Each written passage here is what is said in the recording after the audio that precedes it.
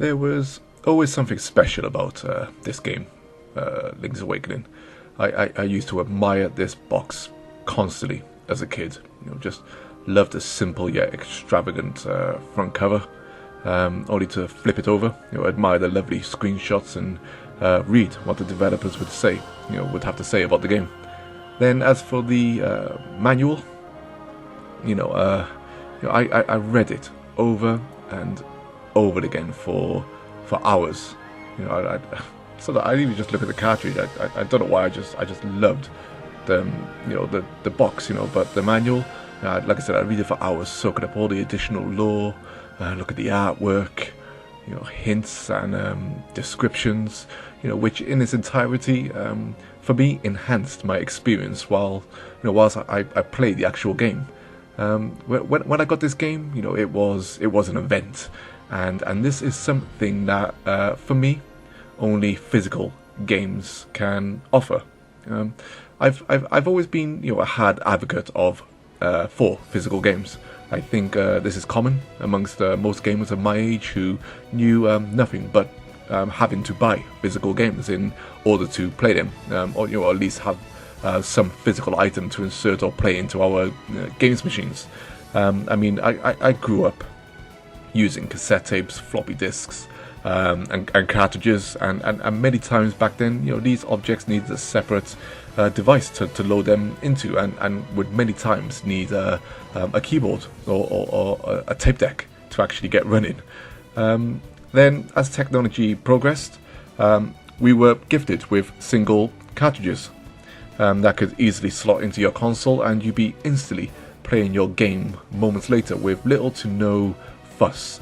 And you could, for the most part, save your game onto that cartridge, making that single game your entire history with it, all wrapped up in a beautiful bundle of plastic and cardboard. But even before this, there came the joyous ritual of receiving and opening your new video game, because games back then, for the most part, were considered as full products, or just products in general that their creators were proud of, or even first pushing out for the first time ever.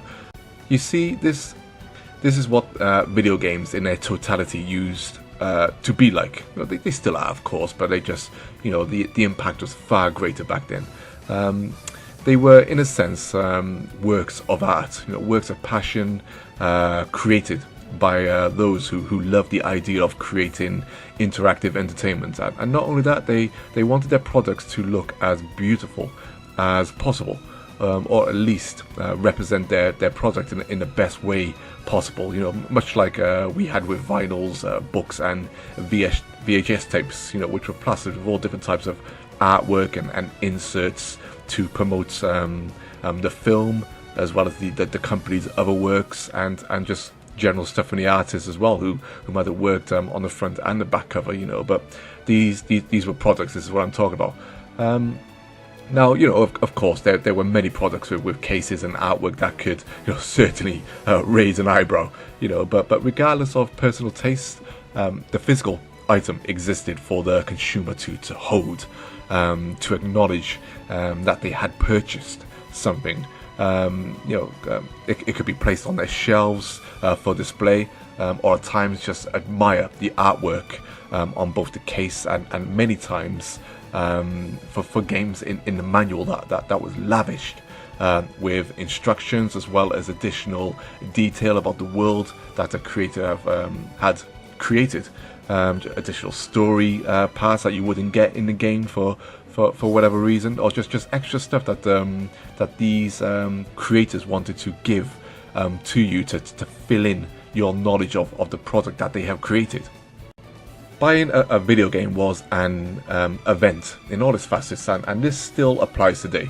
In other industries, because people, when people spend a certain amount of money on a lavish item, because regardless of what you say, the wonderful industry that we play in is indeed a luxury for the most part. People want to know that they are getting something they can be proud of, something that is tangible, something that belongs to them.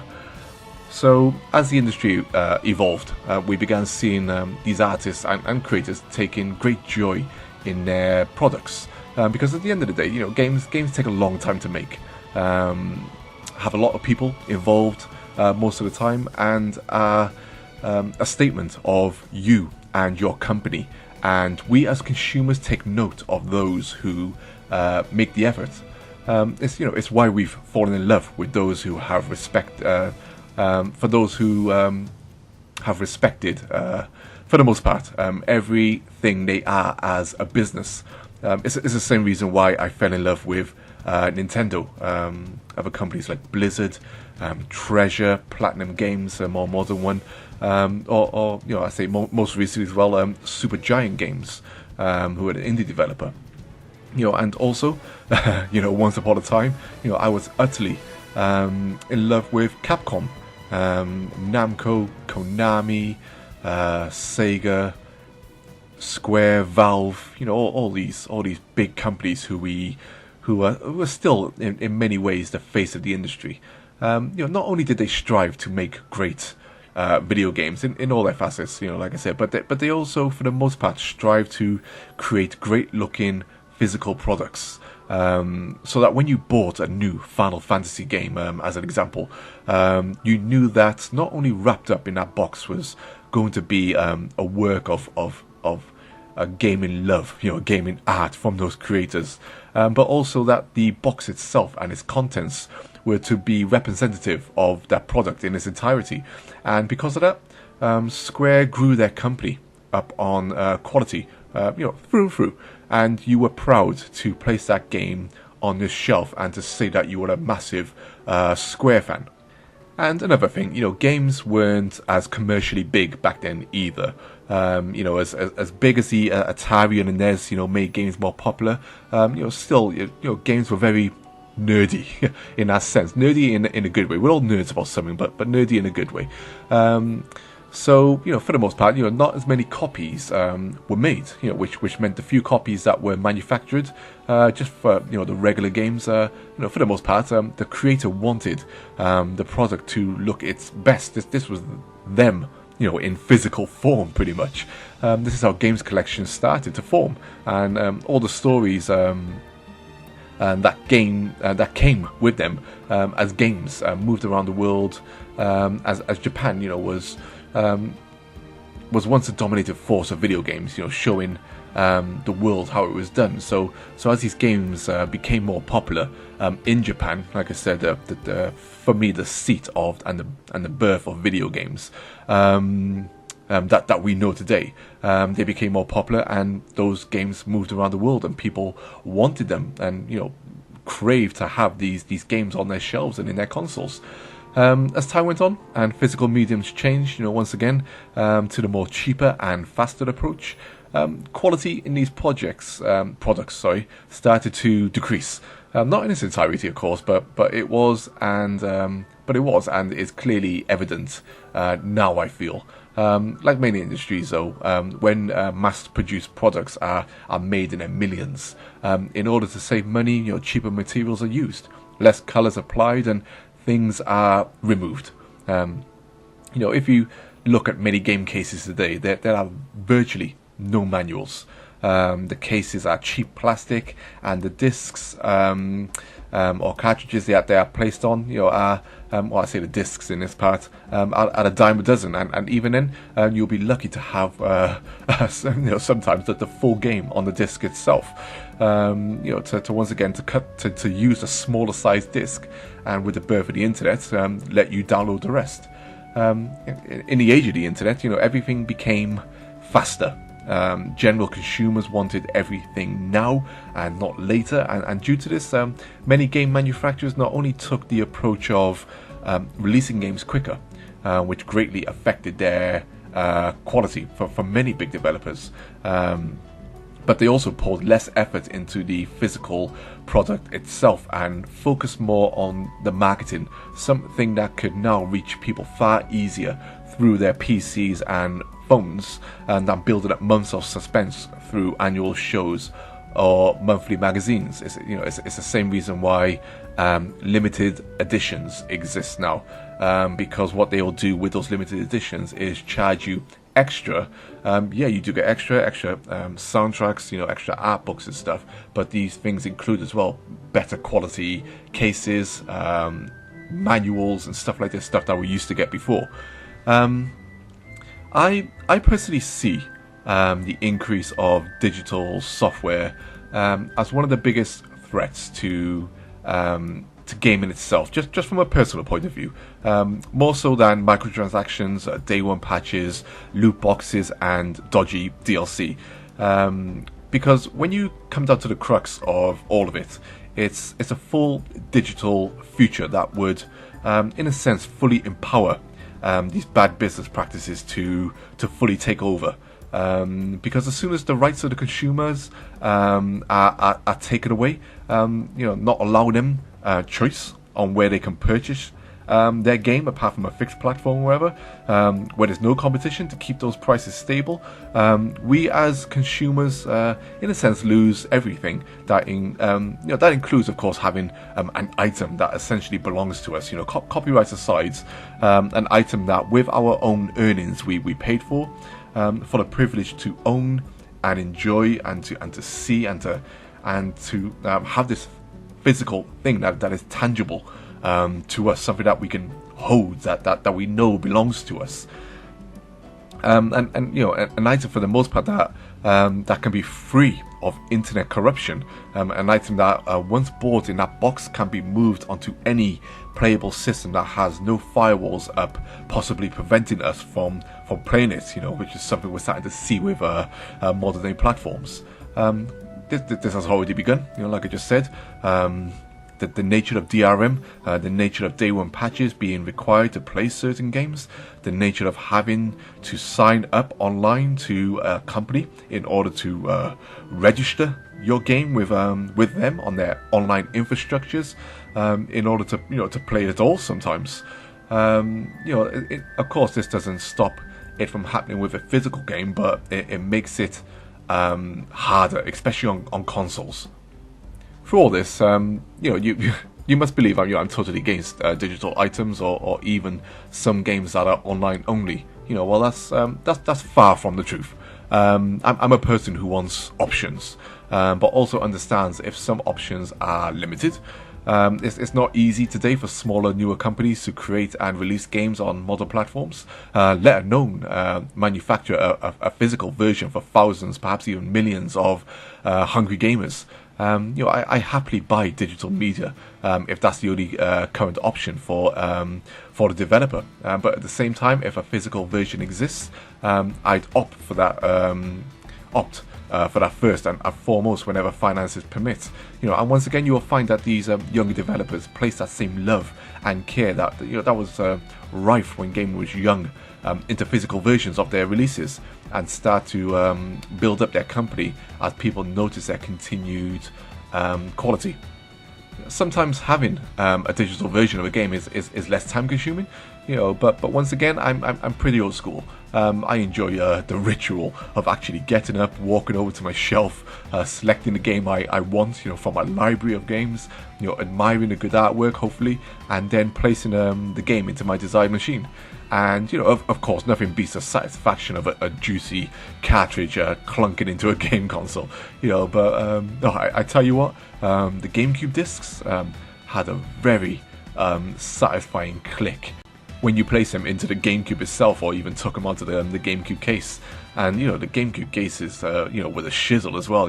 Nice thick plastic, mostly full covered manuals, and mostly great artwork from the great companies who were still great back then. As an example, just take a look at my copy of Wind Waker on the GameCube compared to my copy of Wind Waker HD on the Wii U. Wind Waker on the GameCube was just lavished from head to toe. Beautiful solid case, gorgeous artwork. Oh my god, the artwork for Wind Waker is just beautiful, and the developers wanted you to, to know and see this, and to appreciate, what they're trying to do with this new Link. And when you open up the manual, it's full color. Jump onto Wind Waker HD, beautiful artwork on the case. The Wii U cases, not quite as nice as the Wii U ones, but open up the game case and there's nothing in it apart from your basic health and safety instructions. No beautiful book like Wind Waker HD or anything to celebrate it. I know it's a remake, but still, a lot of people didn't play that game. And then you compare that to, say, The Legend of Zelda Breath of the Wild on the Nintendo Switch, and inside that box is nothing, just a very thin piece of health and safety warnings again, and that's it. Roll on to Blizzard, and at least on the PC, Blizzard have maintained a wonderful quality to their physical items, almost like they think that each time, this is us, this is what the consumer wants, and this is what we pride ourselves on. Wonderful premium products, even with their standard editions. Just taking a look at their World of Warcraft. I've got my original Horde edition, my original Alliance edition here, and these boxes are just, you open them up, and these are presentations to the player. Welcome to our world, our World of Warcraft, and they lavish it with everything you could possibly want as a consumer for these premium products. These are what they are.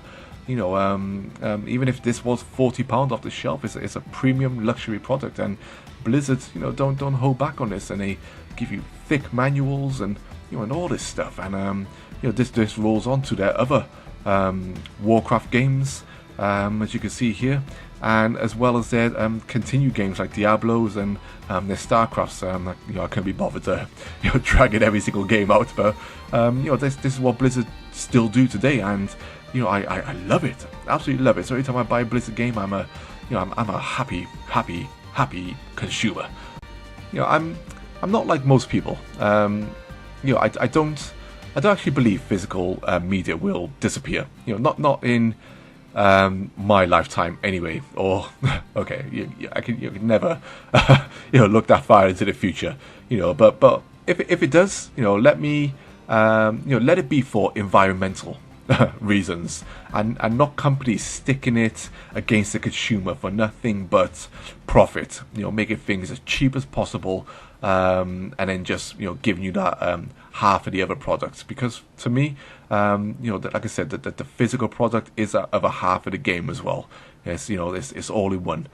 People like choice, and that's still evident in many entertainment mediums. The same reason why I bought the vinyl for the Panzer Dragoon Saga album. Not that I just loved the game, but I wanted that physical soundtrack. It's absolutely gorgeous, and I could take it out, another ritual, put it onto my vinyl player, and enjoy that music. Because even that game in all its glory produced a physical item as a statement of what it was, like you saw earlier, a grand achievement for the Sega Saturn, and something its creators were damn proud of, and as a consumer, I recognize that pride and soaked it all up. But still, we must not give all the power to the creators, and at the same time, we must demand quality in both physical and digital in this luxurious industry that we spend obscene amounts of money in. Who wants to reject artistry, quality, and consumer rights? Consumer loves. That's something I've never understood. But that's just me. People have grown up in this industry now where they're happy just to consume digital item after digital item, as if gaming for many people is almost like a throwaway hobby. In some respects, I'm sure they'd like to keep their digital library, across console generations. But there are many people who are just not bothered, and I feel like because gaming has become that commercial now, that big, it could in a sense become a throwaway industry, much like the mobile phone market. You know, I don't want the console market to go like the mobile phone market, where games just appear on these app stores, get used by casual players who will discard them quickly and move on to something else. You know, for me, gaming is an art form, is a love that developers and consumers should soak up in all this wonderful beauty, because for me, gaming in all its facets is one of the most creative and wonderful mediums we've ever created. But you know, like I said, that's just me. But as always, you know, this has gone on for a bit. I apologise, a long general discussion here. But as always, you know, thanks for listening.